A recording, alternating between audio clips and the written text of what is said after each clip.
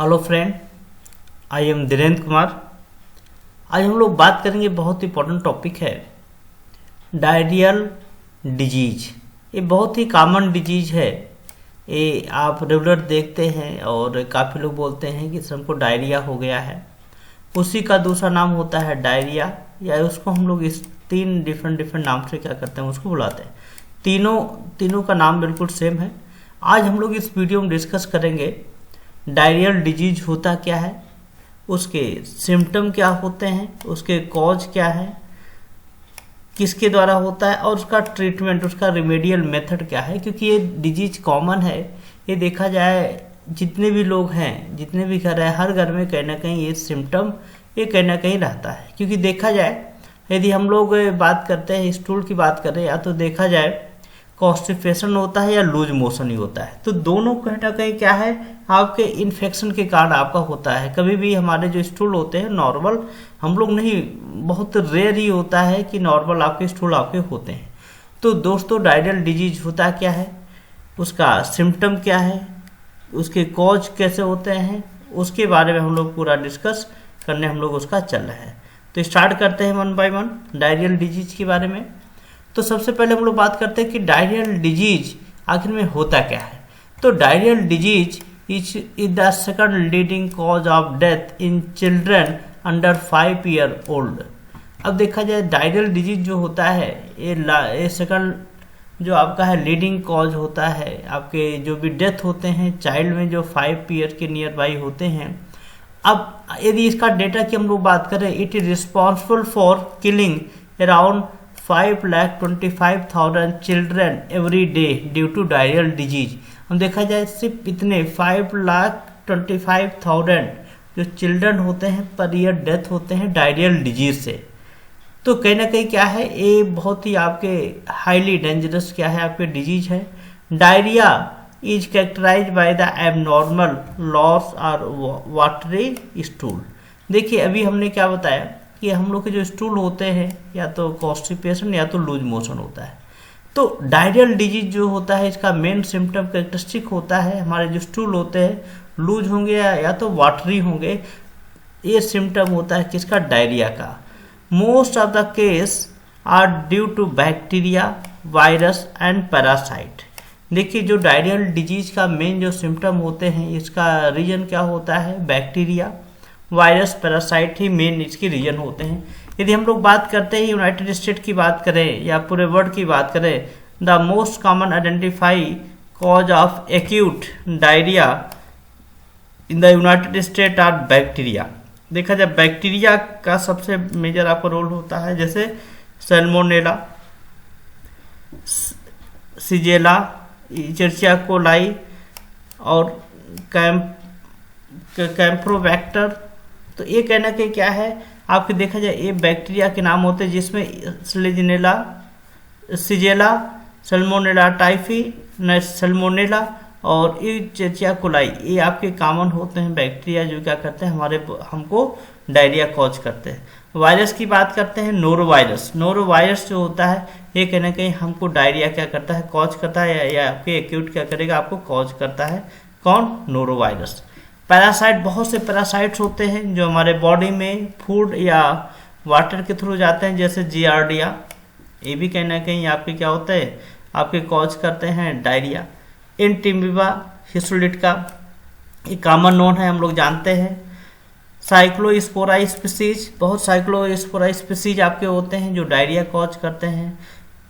क्रिप्टोस्पोरोडियम species, क्रिप्टोस्पोरोडियम species भी बहुत होते हैं जो डायरिया क्या करते हैं, कॉज करते हैं। अब देखा जाए डायरिया रियल में क्या हो गए, एक प्रकार के क्या है, इन्फेक्टियस आपके क्या हो गए, आपके डिजीज हो गए, जिसका ये मेनली आपका क्या होता है, आपके सिम्टम आपके होते हैं, जिसमें एबनॉर्मल होता है हमारा स्टूल या वाटरी स्टूल आपके हो जाते हैं। तो ये कॉमन आपके क्या होते हैं, आपके अपीयरेंस होता है आपकी बॉडी पे। अब हम लोग इसकी टाइप्स की बात करते हैं, ये टाइप्स कैसे होता है, तो बोला गया इसके 3 मेजर टाइप्स होते हैं।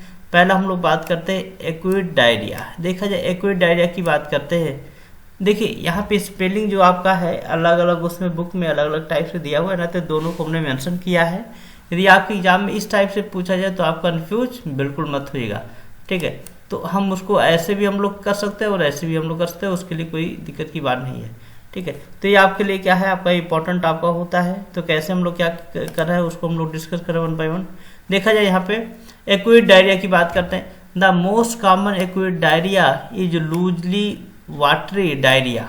देखा जाए एक्यूट डायरिया को क्या बोलते हैं, जब हमारे जो स्टूल होते हैं वाटरी डायरिया की जैसे हो जाते हैं, डेट लॉस्ट 1 or 2 days, जो 1 or 2 day के अंदर क्या होते हैं, लॉस हो जाते हैं। ठीक है, this type does not need treatment and usually goes away after a few day. देखा जाए यदि एक्यूट डायरिया है तो आपके जो स्टूल होगा बिल्कुल लूज वाटरी डायरिया होता है, बिल्कुल लूज आपके वाटर के जैसा क्या करेगा आपका स्टूल होगा। ये आपके 1 or 2 डे ही आपके ऊपर इफेक्ट कॉज करते हैं और ये ऑटोमेटिक क्या है, वो ट्रीटमेंट की नीड नहीं होती, ऑटोमेटिक क्या होते हैं वो 1-2 दिन के अंदर वो आपके सही हो जाते हैं। वो क्या है, एक्यूट डायरिया। दूसरा होता है परसिस्टेंट डायरिया या उसे बोलते हैं डिसेंट्री, ये कॉमन आप सेंटेंस होता है। This type of diarrhoea persist for several week. जैसे इस टाइप की डायरिया जो होती है ये कुछ वीक तक आपको हो सकते हैं, 2 to 4 वीक तक आपकी बॉडी पे क्या होते हैं, ये इम्पैक्ट कॉज कर सकते हैं डिसेंट्री। इसके लिए ट्रीटमेंट की क्या है, रिक्वायरमेंट होती है। नेक्स्ट बात करते हैं क्रोनिक डायरिया। जो क्रोनिक डायरिया आपके होते हैं, diarrhoea that last for more than 4 week or come and goes regularly over a long period of time up to 14 days और लॉन्गर, जिन्होंने क्रोनिक डायरिया। देखा जाए ये जो आपके सिम्टम डायरिया जो होगा वो आपके क्या होगा, ये बहुत लंबे समय तक आपके जो है वो डायरिया आपको बना रहेगा रेगुलरली। आपको क्या है, आपको कहीं ना कहीं वीक तक या 4 वीक या बोला जाए बहुत ही लंबे समय तक क्या है आपकी बॉडी पे वो इफेक्ट कॉज कर सकता है कि आपका स्टूल काफ़ी लूज आपका होगा या वाटरी आपके होते हैं। तो ये कहीं ना कहीं क्या है आपके क्रोनिक हो जाते हैं। अब इनमें देखा जाए हम कीवर्ड की बात करते हैं, तीनों में डिफरेंस क्या है। एक्यूट की बात करते हैं, ये फ्यू डे के लिए होता है, इसके लिए ट्रीटमेंट की रिक्वायरमेंट नहीं होती है, ये सही हो जाता है। परसिस्टेंट डायरिया की बात करते हैं, ये सेवरल वीक तक होता है, इसके लिए ट्रीटमेंट की रिक्वायरमेंट आपकी होती है। लेकिन जो क्रोनिक डायरिया होता है ये बहुत लंबे समय तक क्या होता है आपकी बॉडी पे इम्पैक्ट किया रहता है, इसके लिए भी क्या है ट्रीटमेंट की आपकी क्या होती है रिक्वायर्ड। यहाँ पे देखा गया क्या लिखा हुआ, over a long period of time. Over a long period मतलब क्या होता है, काफ़ी समय तक हो सकता है, वो 10 दिन भी हो सकता है, 15 दिन, 1 month, 2 month भी हो सकता है। तो ये दोनों के लिए क्या है आपको ट्रीटमेंट आपको कराना पड़ेगा। अब इसका मेन सिम्टम क्या होते हैं, यदि हम लोग सिम्टम की बात करते हैं डायरिया का, तो डायरिया का सबसे मेजर सिम्टम होता है आपका लूज स्टूल, ये बहुत सिम्टम होता है।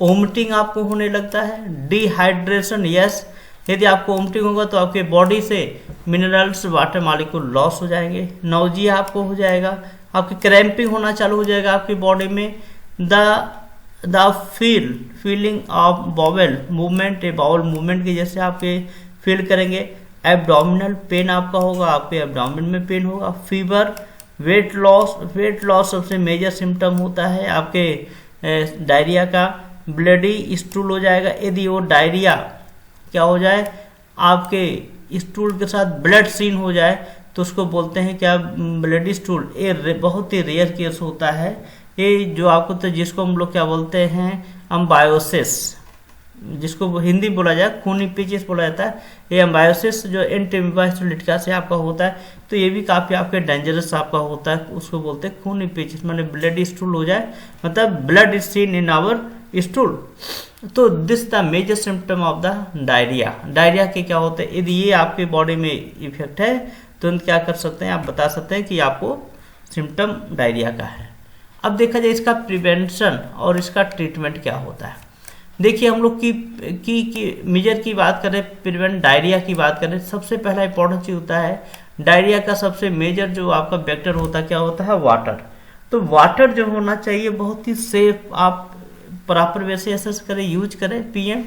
यूज आप इम्प्रूव सैनिटेशन, यूज आप इम्प्रूव सैनिटेशन की बात करें, जो भी आपके है सैनिटेशन कहीं पे भी है वो बहुत अच्छे इम्प्रूव होना चाहिए। ये नहीं है कि कहीं पे गंदगी हो वो भी नहीं होना चाहिए। Hand wash with soap regular, आप दिन में 1 से 2 बार खाना खाने के पहले before lunch, before dinner you must wash with hand wash with soap, this the important. Next the breakfast feeling for first 6 month of life. देखा जाए इसमें बेस्ट फीडिंग की बात करते हैं। देखिए जो आपके चाइल्ड होते हैं, ये आपके 1 मंथ, 2 मंथ, 3 मंथ, 4 मंथ जो उनकी लाइफ है, उनको क्या है ब्रेस्ट फीडिंग करना चाहिए, जिससे उनकी बॉडी के अंदर क्या है न्यूट्रिएंट की डिफिशियंसी ना होने पाए। Good personal and food hygiene होना चाहिए, सेल्फ में आपको हाइजीनिक मेंटेन करना चाहिए, और फूड भी क्या है प्रॉपर वे से मेंटेन करना चाहिए, हाइजीन होना चाहिए। ये नहीं कि कोई भी फूड कहीं मिले उसको खाइए, ठीक है। Health education about the how to infection spread, इसके लिए आपको रेगुलर वे से अवेयरनेस होनी चाहिए कि हम कैसे हेल्थ माने इन्फेक्शन को स्प्रेड कर सकते हैं। इसके लिए हमारे काफ़ी वीडियो बनाए गए हैं कि कौन कौन से डिजीज होते हैं, कैसे हम उसको प्रोटेक्ट कर सकते हैं, कैसे इन्फेक्शन होने से हम लोग उसको रोक सकते हैं। तो ये सभी चीज़ें आपको है। रोटा वायरस वैक्सीनेशन, जो आपके गवर्नमेंट पॉलिसी के अकॉर्डिंग जो वैक्सीनेशन प्रोसेस है, वो हर एक पर्सन को, हर एक बच्चे को वो प्रॉपर वे से क्या होना चाहिए, लगना चाहिए, वैक्सीनेशन होना चाहिए, जिससे किसी प्रकार के जो इन्फेक्टियस एजेंट है उनके बॉडी पे इफेक्ट ना करे और उनके अगेंस्ट इम्यूनिटी जनरेट करने की एबिलिटी हो जाए। अब ट्रीटमेंट की हम लोग बात करते हैं। यदि आपको डायरिया हो गया है, पता है ट्रीटमेंट हो गया, तो सबसे इंपॉर्टेंट चीज़ होता है आप रेगुलर इंटेक करें, रिहाइड्रेशन करें। रिहाइड्रेशन कैसे करें? ओरल हाइड्रेशन साल्ट, जिसको बोलते हैं ORS सोल्यूशन यूज करिए। ORS को क्या करें, क्लीन वाटर और साल्ट और शुगर के साथ मिक्स करिए। मिक्स करके क्या करिए, उसको इंटेक करिए, जिससे आपके कहीं ना कहीं डायरिया जो होगा वो कहीं ना कहीं क्या हो जाएगा, एक कंट्रोल मेजर की फॉर्म। क्योंकि वाटर जब लॉस होगा तो कहीं ना कहीं बहुत ही प्रॉब्लम होगा, तो उस वाटर लॉस को हमको क्या करना है, उसको प्रिवेंट करना है। जिंक सप्लीमेंट बहुत इंपॉर्टेंट चीज होता है। जिंक सप्लीमेंट ये आपके लिए बहुत इंपॉर्टेंट है कि जिंक सप्लीमेंट जो होता है वो कहीं ना कहीं आपके डायरिया को रिड्यूस कर देता है बाय 25%। तो zinc supplement reduce the diarrhoea of duration of the diarrhoea episode by 25% and are associated with the 30% reduction in stool volume। वो कहीं ना कहीं आपके जो स्टूल वॉल्यूम क्या कर देगा, जो लूज स्टूल हो रहा है उसको 30% क्या कर देगा, रिड्यूस कर देगा। तो कहते हैं जिंक सप्लीमेंट क्या होते हैं, बहुत इंपॉर्टेंट होते हैं, जो 25% डायरिया को भी रोक सकता है। और यदि आप इसको इंटेक कर रहे हैं तो जो आपकी स्टूल है काफ़ी लूज हो रहा है उसको 30% क्या कर देगा, रिड्यूस कर देगा। तो ये कहीं ना कहीं क्या है, जिंक सप्लीमेंट क्या है आपके इंपॉर्टेंट होते हैं। रिहाइड्रेशन रेगुलर होना चाहिए, आपको टाइम टू टाइम आपको पानी पीना चाहिए। न्यूट्रिएंट जो होना चाहिए, रिच फूड होना चाहिए, आपके प्रॉपर वे से बैलेंस डाइट होनी चाहिए। लेट करिए यदि डायरिया हो गया है, कॉम्प्लेक्स है, तो उसके लिए क्या करना चाहिए, कौन से आपके खाने में फूड ऐड कर देना चाहिए, जैसे पोटैटो है ऐड कर देना चाहिए, राइस वाइट जो होता है उसको ऐड करना चाहिए। बनाना ये बहुत इंपॉर्टेंट फ्रूट्स होता है।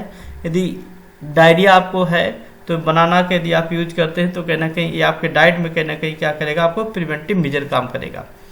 वाइट ब्रेड जो आपके होते हैं उसका हम लोग यूज करें। और सबसे इंपॉर्टेंट चीज़ होता है, जो भी आपके हेल्थ आपके प्रोफेशनल है, जो डॉक्टर्स हैं, उनसे श्योर आपको कंसल्ट करना चाहिए कि जो डायरिया है कैसे हम लोग कंट्रोल कर सके। आपका यदि चाइल्ड है, ये बहुत इंपॉर्टेंट चीज़ होता है, पैराग्राफ बहुत इंपॉर्टेंट है।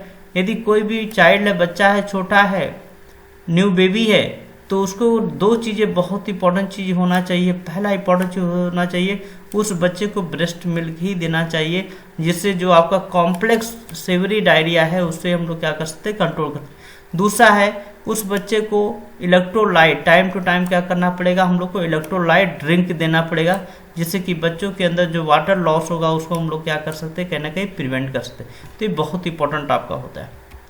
थैंक यू दोस्तों, लास्ट तक आप लोगों ने वीडियो देखा। इस वीडियो बनाने में बहुत ही आपके बुक का हमने यूज किया गया है, रेफरेंसेज है यहाँ पे।